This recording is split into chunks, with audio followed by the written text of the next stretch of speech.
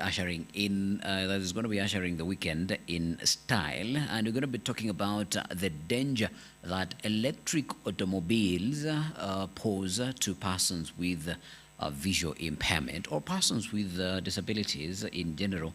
But plus, did you know it might be a hazard to you who might not have any form of disability? To have that conversation with us this morning is a gentleman called Lawrence Momanyi, and he works at the Kenya Society for the Blind. Mr. Lawrence, Yes. karibu sana, kindly tusalimie so that we can start off the conversation. Thank you so much, Alan. Yes, My name is Lawrence Momanyi, and I work with the Kenya Society for the Blind yes. as the digital inclusion lead. And I'm very happy to be here just to discuss this topic on electric vehicles plus many other topics. Yes. I have a background in economics. That's what I did in campus. Yeah. And let me just say I want to thank Science Media for inviting me. Yes. Thank you. Amazing. In the disability space, sometimes you are allowed to pull a fast one on your fellow PWD. Yes. You said you have background in economics. Yes. How do you see the economy? Yeah, it depends on how you look at it. Yeah. It's let's just say from a personal point of view. Well, if the economy is doing well, Yes. you'll always know. You don't need anybody to tell you. You don't need to prop it. No. That's just the reality. If people are having jobs, Yeah. if people have the money in the pocket, you don't need to be told by any politician. Anybody. No. Yeah. You will just know. Things will be moving. Yeah. No one will be complaining. So I'm not saying that the economy is not growing. Yes. I want people to understand that there's a difference between economic growth and development. Economic growth and development. Yes. Draw the picture. Economic growth is just basically numbers. GDP, Yeah. GNP. Never heard about GNP.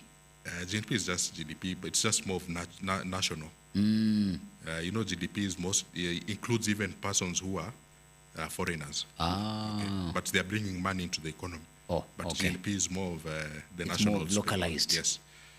And economic development is where now you can feel it. You see, we have the numbers. Yeah. The economy is growing by 6%, Yes. which is true. It can be true that the economy is growing by But 6%. does it create a ripple effect in Exactly. people's pockets? Is the person down there feeling it? And that's now where economic development comes in. What necessarily causes the mismatch? Yes, the GDP, the GNP is growing, but then the people do not feel the impact in the pocket. What really causes that mismatch? It's a lack of money circulation. So money is hoarded at the top. Yes. So a problem in this country is corruption. And that means only a few people get the resources. So it does not trickle down to the common range. And that's what causes the problems you are seeing right now. Capital concentrated in a few people's pockets rather than being circulated Yes. amongst a huge populace. Yeah, if you want to feel economic growth, or if you want to feel the economic development, money needs to circulate. Yeah. You always hear people saying that during a certain president's time, money was in plenty. What does that mean? The money was circulating. Or circulating. Yeah. So basically, in Moi's days, it was too much that those days people even used to pick coins and paper Yes. notes on the road. Yeah. It's true. Money was circulating. Yeah. Right now, the only problem you're having is that money is not circulating. So you find that the numbers are good, Yeah. but you can't feel it as the common person.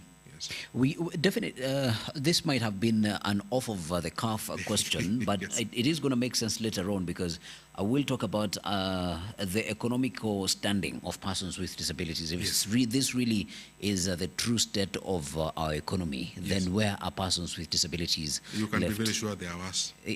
We'll talk about the worstness later on.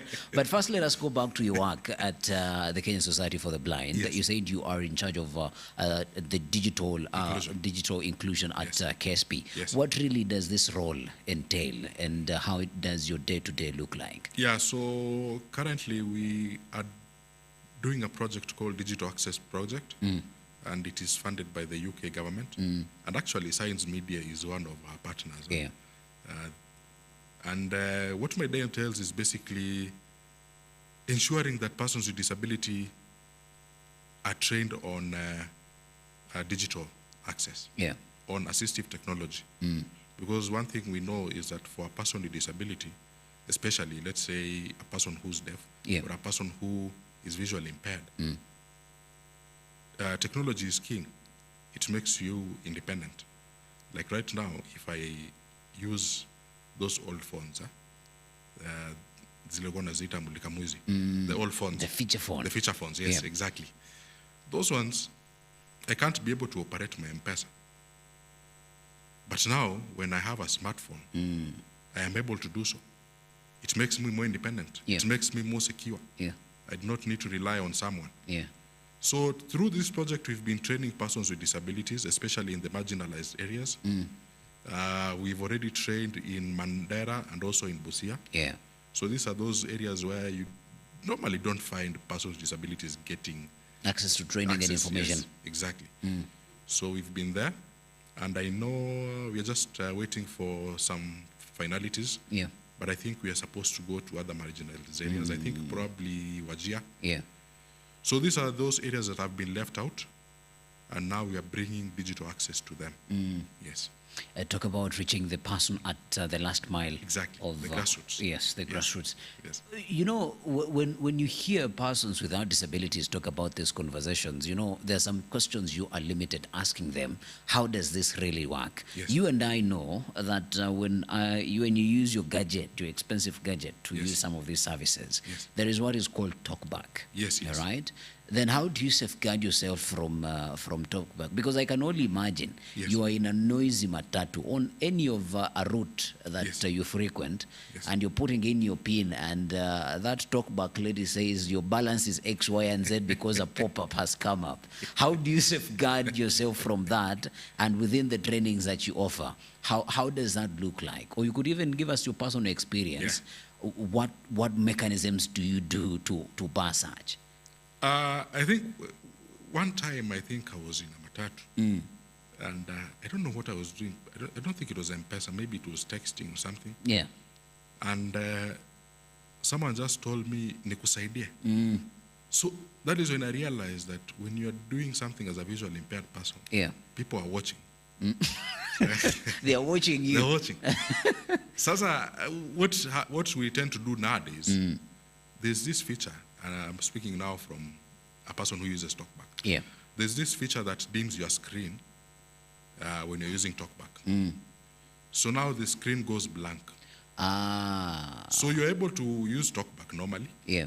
but now for a sighted person, they can't tell exactly What you're doing on your phone. And again, for most sighted people, they can't hear what TalkBack is saying because visually impaired people tend to put the speech rate at it's so high. Because you're already used to listening to TalkBack. Yeah. So you tend to set the speech rate at a high level.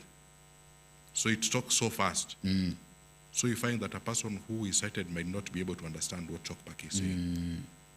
But so now when you add that Yeah. with the dim screen feature, you find that You're secure. Yes. But you know, Lawrence, there are guys who acquire disabilities for one instance or the other. Yes. How then quickly do they get inducted into the space? And I know KSP is very big on rehabilitation. Yeah, so normally we take around 3 months. But again, it's on an individual basis. There are Yeah, some people who but 3 months is very little for you to be able to listen to the the rate, speed yeah. at which some of these talkbacks speak at. No, you can always slow it down. It comes with experience. The more you stay with your phone, Yeah, the more you feel comfortable increasing the speech rate. yeah, So it comes with experience. It's not something you can just do with one day. yeah. It takes time, even as it took time to build that skill. But once you have it, Yeah. it's actually a very good thing because now you can be able to even listen to TalkBack publicly, and no one will be able to tell, not unless it's a fellow. Sasa ndio atajua Lawrence kumbe Yeah, those ako na ones, kakitu. they know, because even I know sometimes when people are putting in their pins, Yeah. I can just tell, ula meka 1920. It's only that now you can't tell them, You but I can can't tell. Yeah. Obviously now you meet so many people such that matter by case you can't even remember the pin. Yeah. But it's only a fellow VI who might be able to tell. To understand. Yeah, to understand what TalkBack is saying. So basically mtu akikuibia unajua tu mwenzangu ndiye aliniibia. Yeah, in most cases, but unless you Yeah. also, there are also those sighted people when they can go Google and know how do you remove TalkBack. Sasa akishatoa TalkBack ni No, now if they remove TalkBack, Yeah. once they turn it off, Yeah. it's just like any other phone. And this is something I know some people sometimes ask, do visually impaired people use special phones? No, the phones are just similar. Ni kawaida. They're just like any other phone. If it's a Nokia phone, it's a Nokia phone. Yeah. Acha tutaje pia nyingine, if it's an Apple, ndo wasiseme tuna advertise, if it's an Apple phone, it's also an Apple phone. But visually impaired persons have a liking for Apple products. Is it an issue of the accessibility features, or it's an issue of guys just being able to afford them? Well, there was a time when iPhones were good, Yeah. and Android phones were actually terrible when it comes to accessibility. But with the modern phones right now, Yeah. there's really not that much difference. Of a difference, yeah. Actually, if you were to take a person who's low vision, they tend to prefer Samsung phones because their screens tend to be high quality. But I know for persons with vision, sana those ones who are blind, Yeah. like myself, they're totally blind. Yeah. I know there was a tendency of buying iPhones in the past. But right now, I don't think there is any much difference between the two platforms. Yeah. No. iOS and Android have now, Really skyrocketed. yeah, when it comes to accessibility, they are now at par, I think. So, personally, I would buy an Android phone. Yeah. It's what I am used to. I can still be able to use an iPhone if I wanted to. But I don't think there's much difference. Plus, Android phones tend to be cheaper than iPhones. You're saying the reason why you're choosing an Android. Yeah, it's true. It's true. Yeah. They tend to be cheaper, and they still do the same thing. So Yeah. You don't need to. I would never advise a person who's visually impaired to go for an iPhone, not unless you have the money. Yeah. But also don't push yourself too much just because You might even be creating risks for yourself that you do not want to associate yourself with. So you can just buy an iPhone, an Android phone. Yeah. If you have maybe, even if you want something quality, if you have like 20,000, 30,000, you'll still get a very good. Lawrence, quality 20,000, 30,000. Yes. And on that note, exactly, Lawrence. Yes. We talk about the cost of technology Yes. for persons with various disabilities Yes. to access services. Yes. Is this something that you've been able to interact with, and what are persons with disabilities saying? And even particularly in the regions that you've gone to, Yes. in Mandara. Busia, what is the penetration of accessible devices? Yeah, unfortunately, as we all know, assistive technology is very expensive. Yeah. And there's actually, the main reason why they tend to be expensive is that these devices are produced for a very small niche of people. Yeah. So you find that companies, because they're spending money on R&D, they have to charge a high price to make up for that cost. Yeah. This is not a mainstream product. It's not like a phone. A phone is produced in mass Yeah. for all people. Yeah. So the companies have the economies of scale. But now when it comes to our devices, they tend to be expensive. And let's just say, depending on the device, sometimes they're also expensive and not even the best quality. It's only that a company ni kama it's like it's helping you. It's sort of doing a favor. It's for a you. favor. Yeah. And because sometimes they don't even have competition, you find that it's a only one monopoly. company that is producing this device. Yeah. So there's no competition. Unlike maybe the phone market, which has so And how it many has grown companies. rapidly. Yes. So at KSB, I wouldn't say we've reached a point whereby we can offer assistive devices for free. We tend to sell them at a reasonable cost. Yeah. Just because we also need to make money out of it. Yeah.